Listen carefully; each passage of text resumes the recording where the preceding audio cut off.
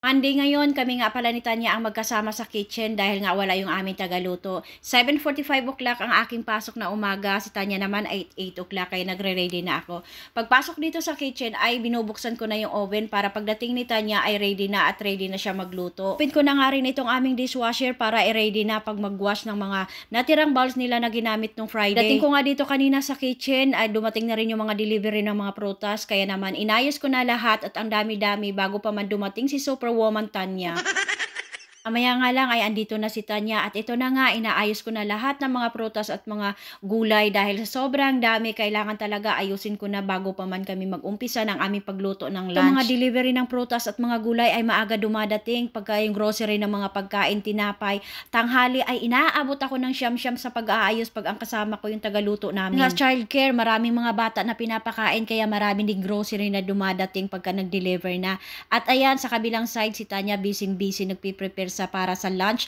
At ito naman yung mga prutas na aking aayusin bago pa man magpananghalian. Deliver ko nga lang pala ng kanilang mga trolley para sa kanilang morning tea. Kaya pagbalik sa kitchen, eto gumagawa na naman kami ng dairy-free cake para sa mga batang may mga allergy. Tida, may sakit pa nga yung partner ko pero ang lakas-lakas pa rin ng energy. Ang lakas pa rin ng energy tumawag ng aking pangalan. Mema, Mema, Mema.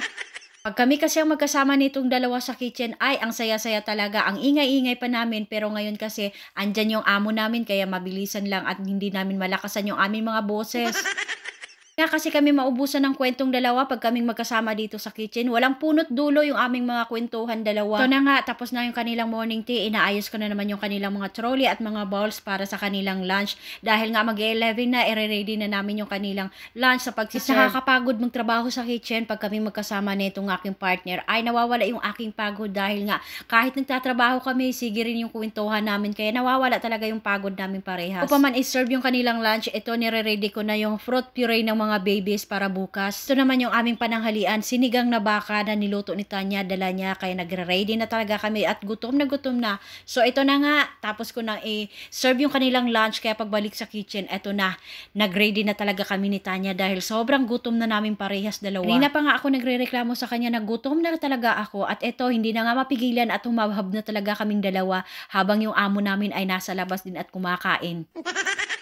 Tatlo kaming Pinoy dyan, yung isa nandyan sa bintana, nasa office. Pero binibigyan namin ng pagkain kasi nga hindi pa naman niya break. So binigyan namin siya, tapos kami naman dito kami sa loob kumakain, dalawa ni Tanya. Habang nasa kasarapan nga kami ng aming lunch at break na dalawa, ay tawag din naman ng tawag yung mga nasa room at humihingi pa ng mga extra rice, sauce at kung ano-ano pa. Kaya na tigil na naman yung aming pagkain. Kung pa man matapos yung aking 5 hours na duty, eto busy-busy na naman siya mag-prepare para sa mga foods bukas. Iwan ko na nga siya dahil nag-out na ako ng 12:45. Umuwi na ako ng bahay. Then pahinga lang ng konti tapos dumiretso na naman kami ni Neil sa kanyang doktor para kunin yung result ng kanyang paa. Tuwa naman kaming parehas dahil yung result ng kanyang paa ay okay naman at wala naman daw dapat siyang ipag-alala, sabi ng kanyang doktor. Dating ng bahay, eto siya na nga daw ang magluluto at magbe-bake siya ng pumpkin, sweet potato, tapos lalagyan niya ng gravy na may mushroom, patatas at saka ng tomatoes. So ganyan ang ginagawa niya, lalagyan niya lahat ng mga ingredients na gustong-gusto niya. Tapos dito sa garage nag-aano rin siya, nag-iihaw dahil